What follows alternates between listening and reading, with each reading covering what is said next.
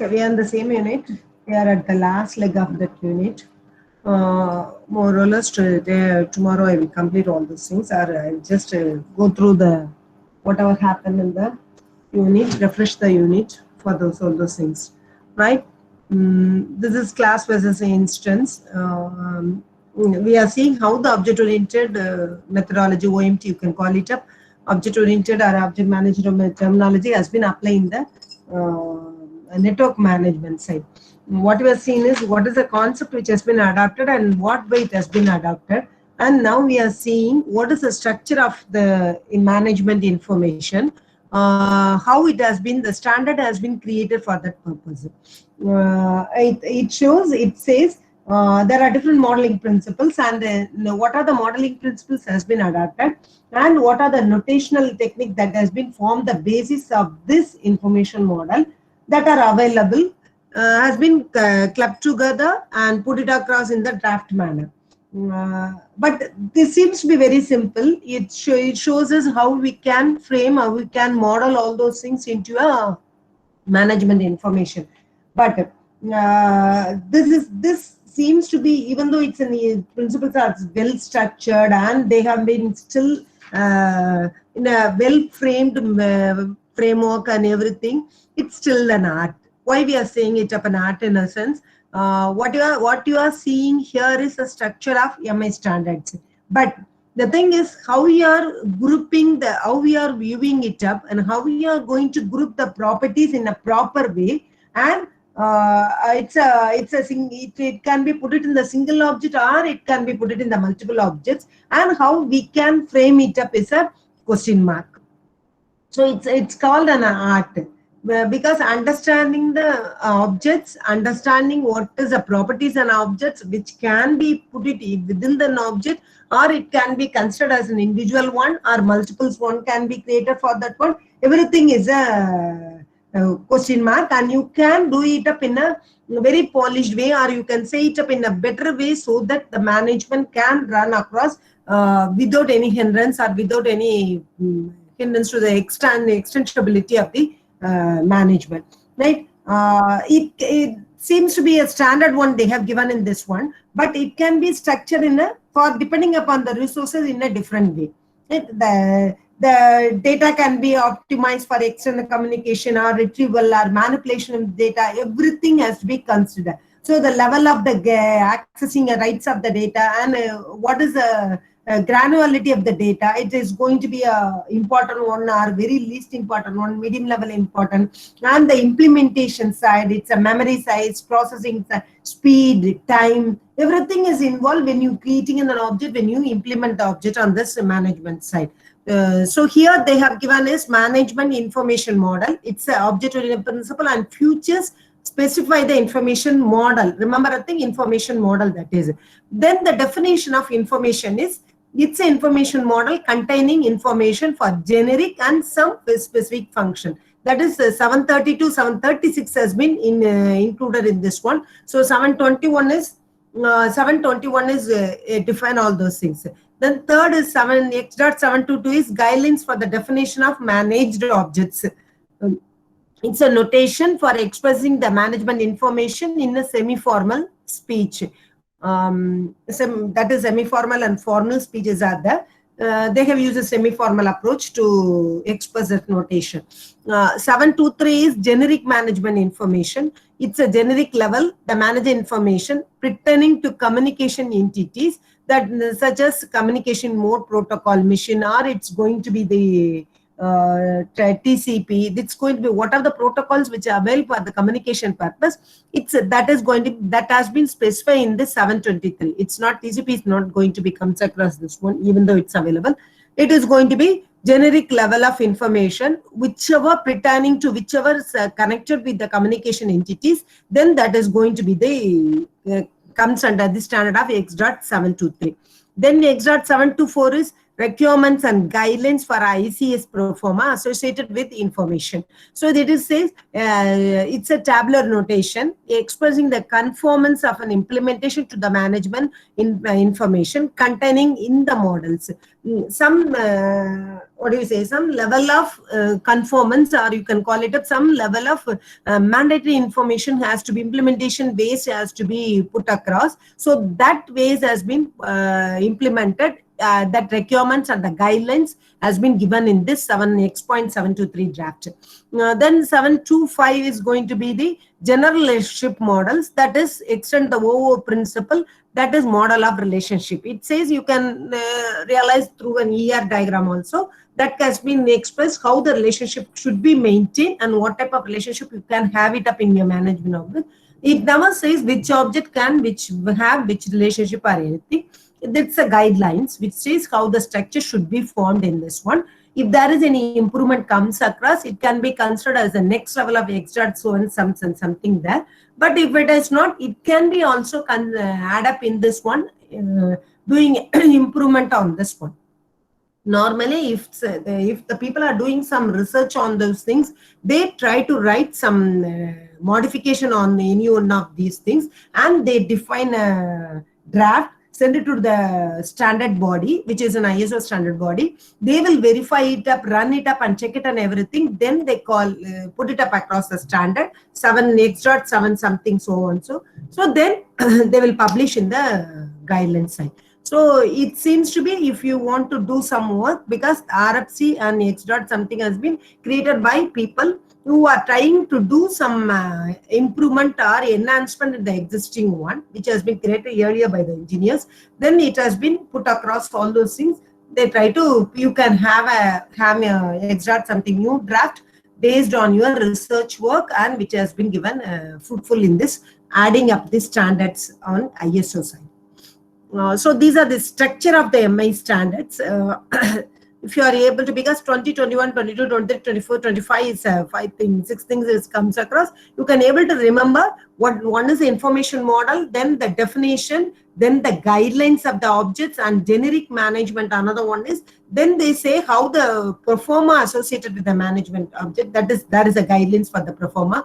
Then it is a general relationship model. So simple thing you can put it across. When they ask how the structure has been framed and what are the defining factors of the structure which you can standardize in this one, you should write it up this in a half a page note in this one. Mostly it won't come across, it comes across the 8 mark or 5 mark questions, not 8 mark, 5 mark questions, and call it up. Depending upon the small one, it never gathers in the 13 mark or it's 15 mark question in this one. Now there is we are getting into the classes. There is a manage object class definition.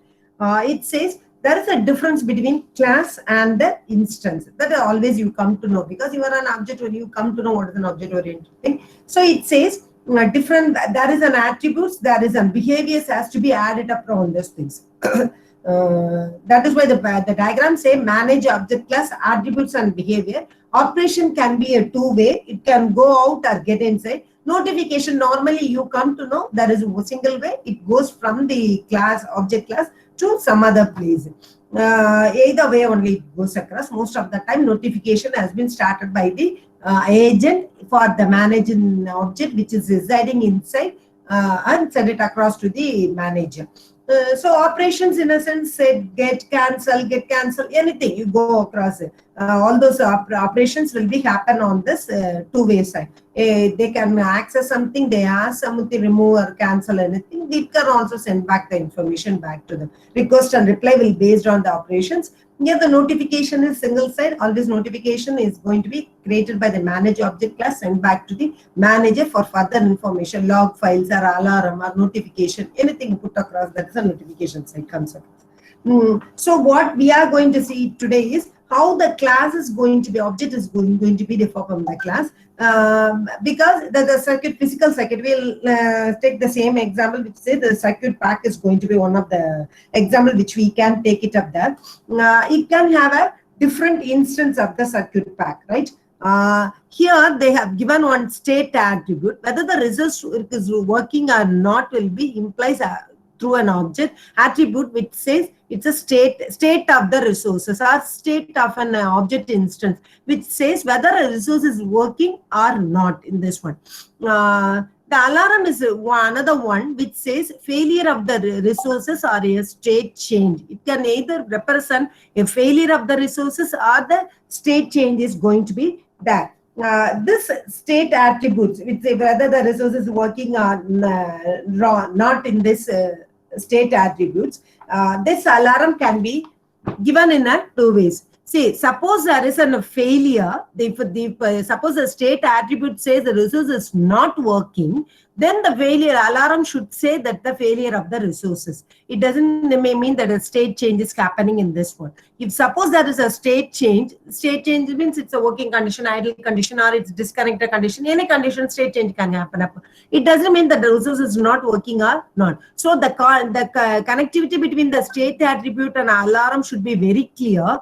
If the alarm has been raised, it doesn't mean the resource is not working. It has some way of disconnection can happen, or it can have that attribute which is not working on that one can happen. So it doesn't mean the alarm means that the state attribute is not working or anything. So the connectivity between the state attribute and the alarm should be very clear.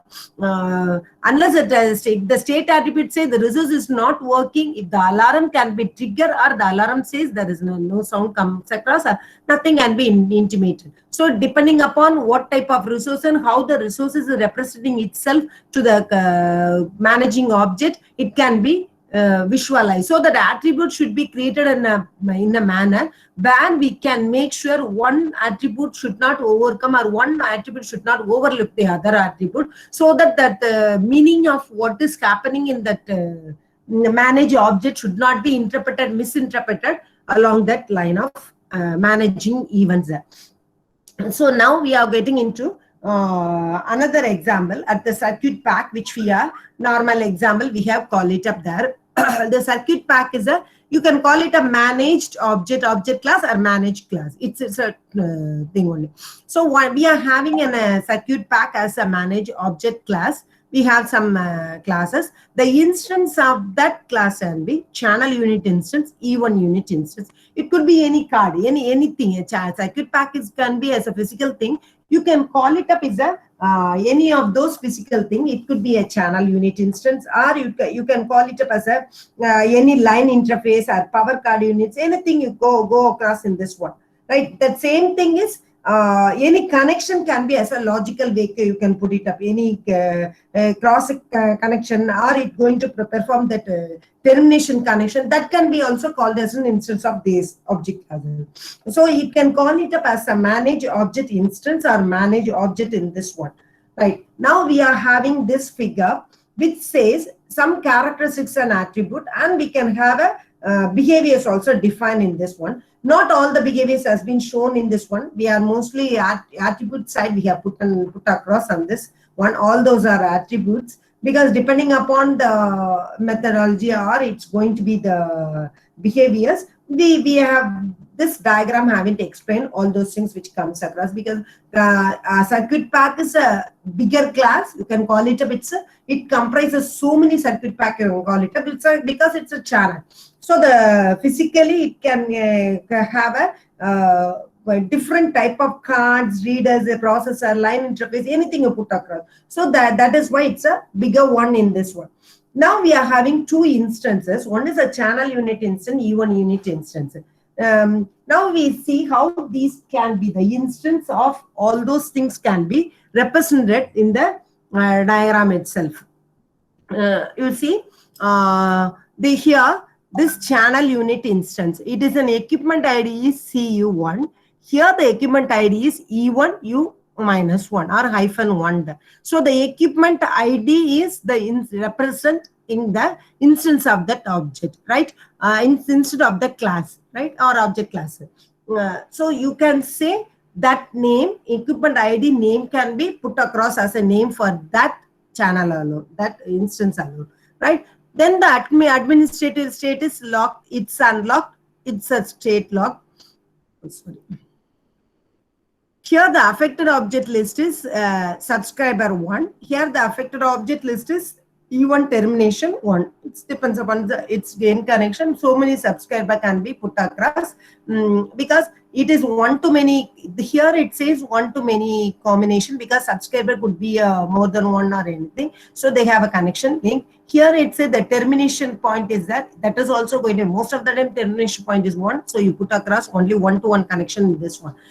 Alarm severity assignment profile point. Here they have given assignment profile pointer.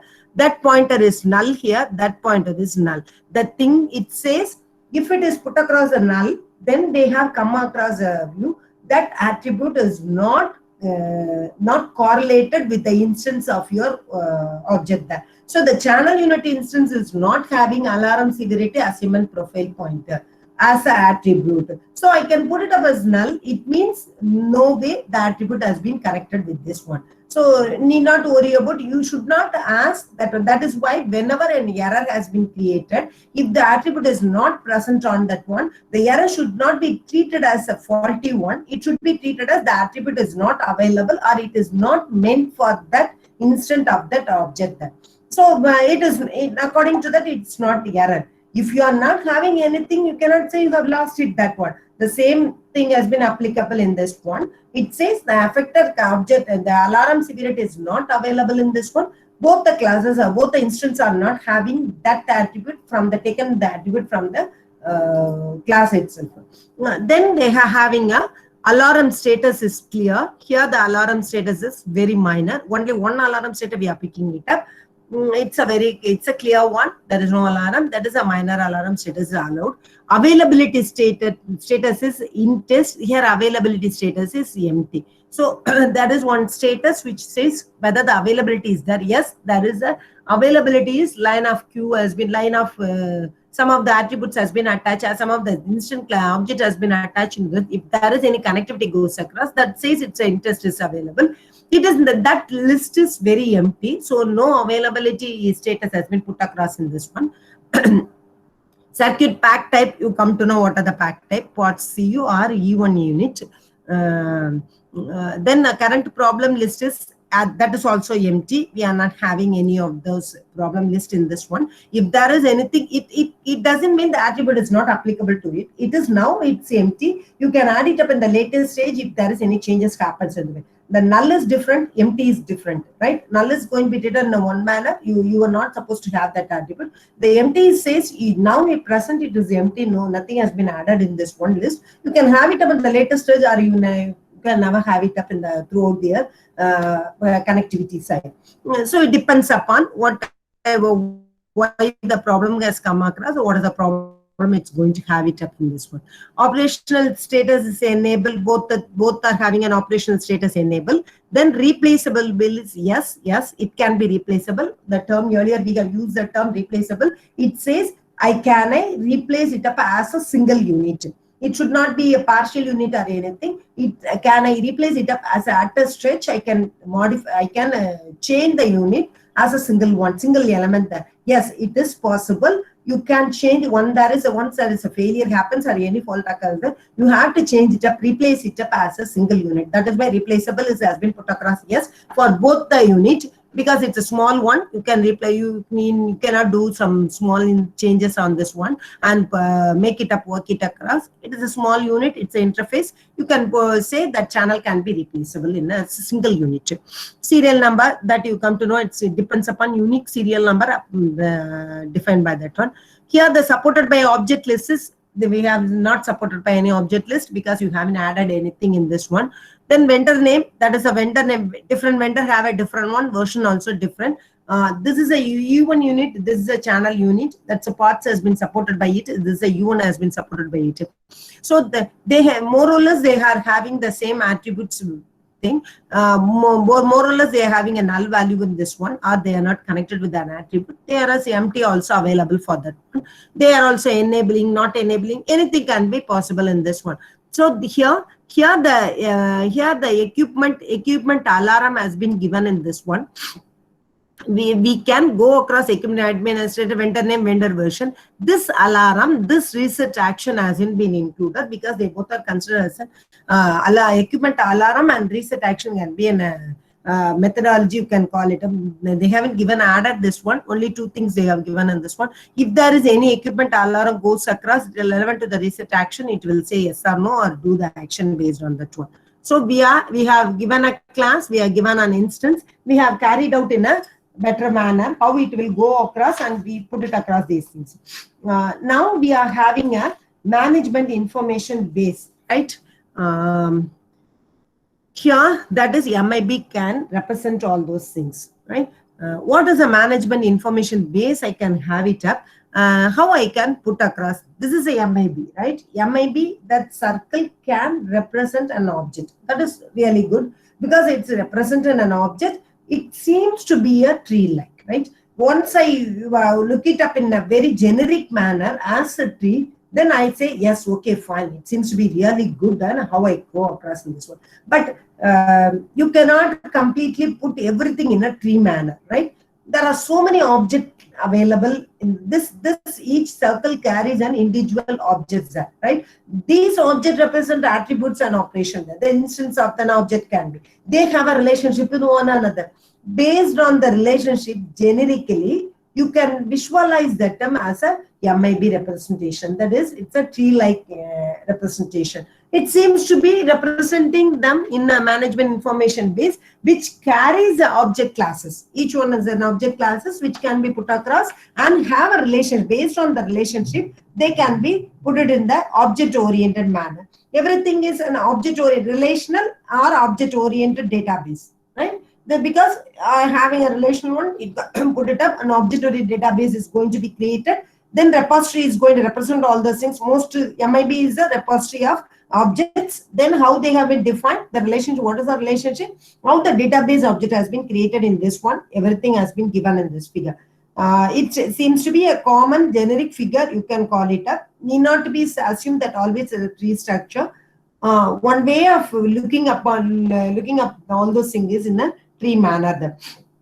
It's a very conventional one. When you look it up, represent all the objects in accordance with the arrangement of the relationship with one another. This figure doesn't mean that is a superclass and everything has been represented in this one. It's a generic figure. You can put it across this thing. The same thing which you have seen in the SNMP, right? Earlier last class, I think Monday class, you have seen a MIB in the SNMP, right? What the difference? You can call it up as an ISO MIB and the SNMP MIB. Already we have seen 7-layer ISO standards have 7 layers.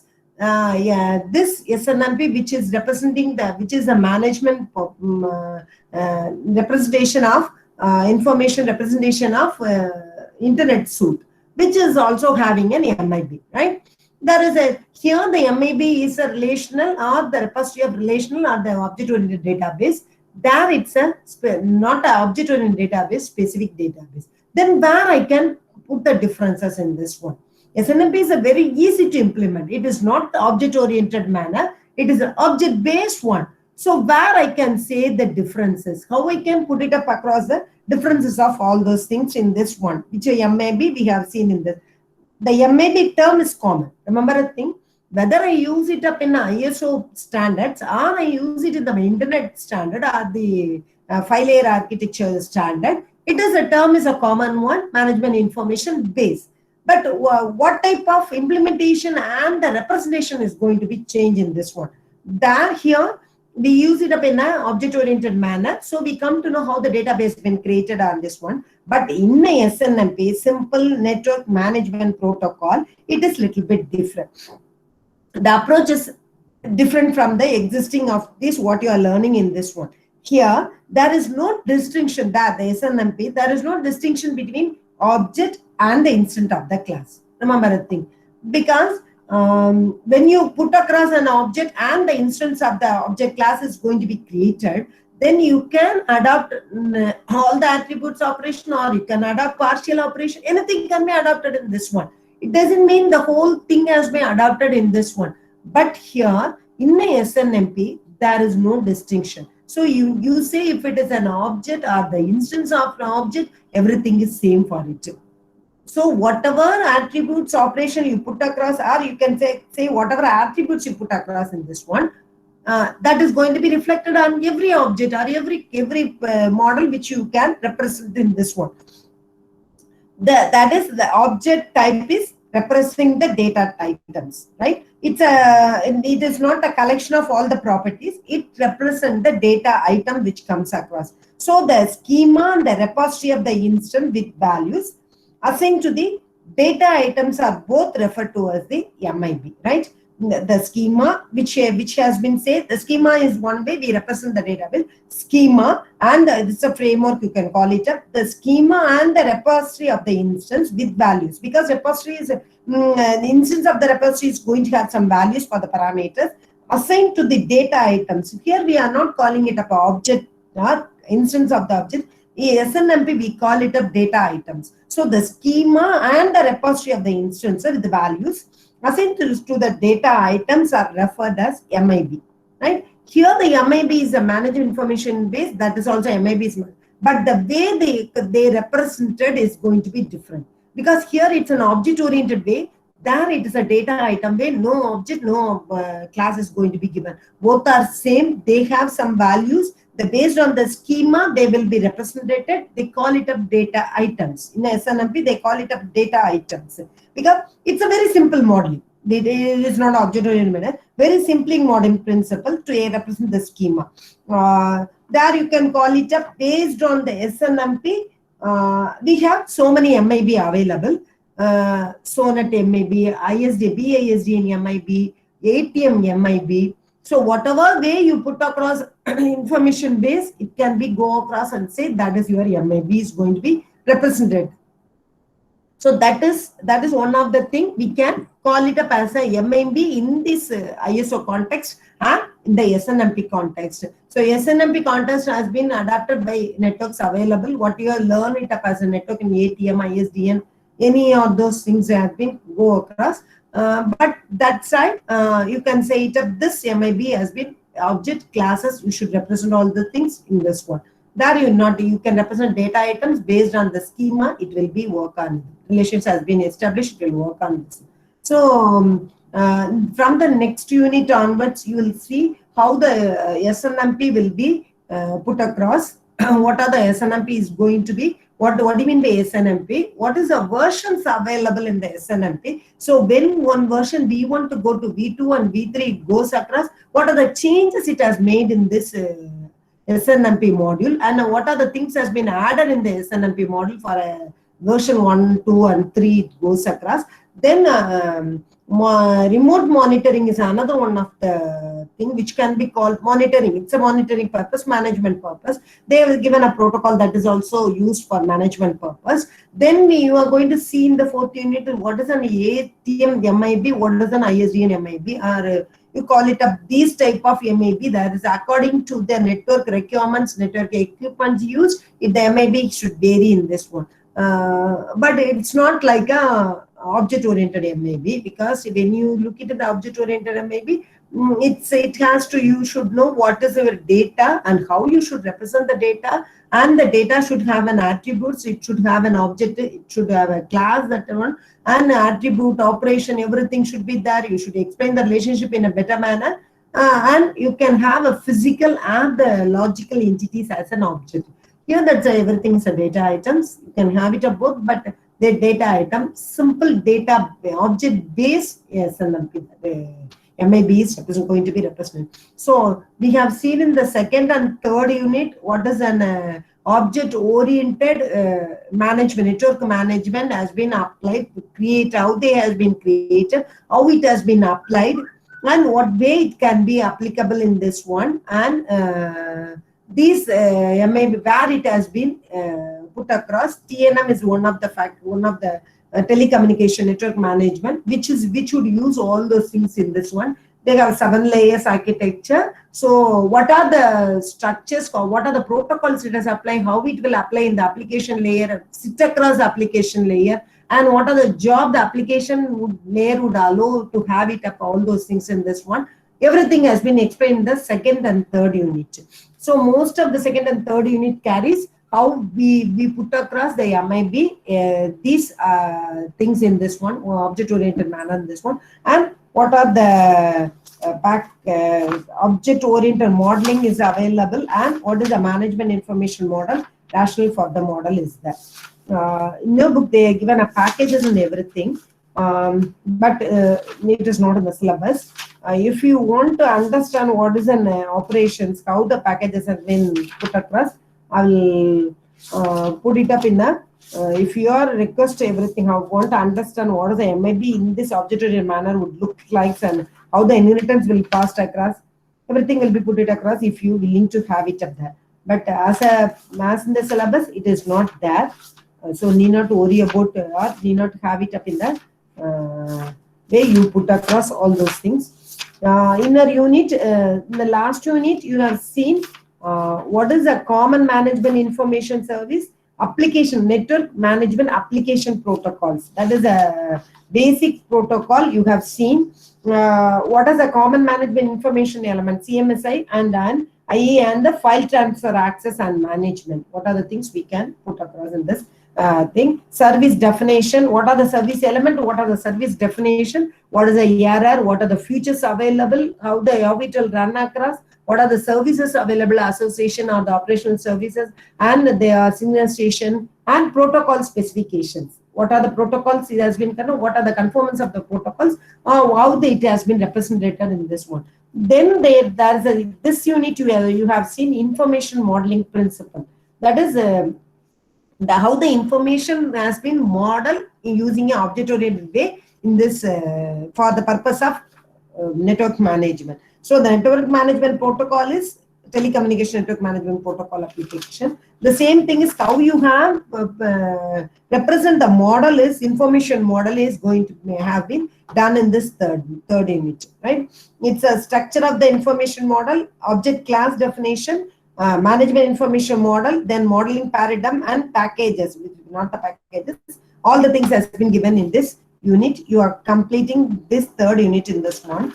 Tomorrow I will explain the small things which has been left over in the existing one from this book, because we haven't got the book here. So I will explain what is the requirements capture, which is an implementation perspective, and the requirements community management services which is available for this one. I will complete that one. Right, for your